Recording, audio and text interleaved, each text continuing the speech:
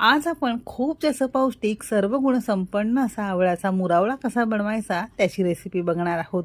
तुम्ही याला जगातलं सगळ्यात पौष्टिक चटपटीत गोड लोणचं सुद्धा म्हणू शकता। बाजारामध्ये बाटल्यांमध्ये खूप जास्त महाग मिळणारा हा आवळ्याचा मुरवळा अगदी घरच्या घरी अगदी हायजिनिक पद्धतीत आणि खूप साध्या सोप्या पद्धतीत स्वस्तात मस्त घरामध्ये वर्ष दीड वर्ष स्टोर करून खाऊ शकता। तुम्हाला जर वर्ष दीड वर्ष स्टोर करून ठेवता येणारं अख्ख्या आवळ्याचा मुरवळा बघायचा असेल अगदी गुलाबजाम सारखा रसरशीत, त्याची सुद्धा रेसिपी शेअर केलेली आहे। त्याची लिंक खाली डिस्क्रिप्शन मध्ये दिलेली आहे। आजच्या भागात सुद्धा आपण आवळ्याचा थोडा वेगळ्या पद्धतीत मुरावळा बघणार आहोत। तुम्ही आवळ्याची चटपटीत चटणी किंवा आवळ्याचं गोड लोणचं सुद्धा म्हणू शकता। चला तर मग या चटपटीत रेसिपीला सुरुवात करूया। आवळ्याचा चटपटीत मुरावळा बनवण्यासाठी इथे आपण अर्धा किलो प्रमाणात चांगल्या क्वालिटीचे डाग नसलेले आणि स्वच्छ असे आवळे घेतलेले आहेत।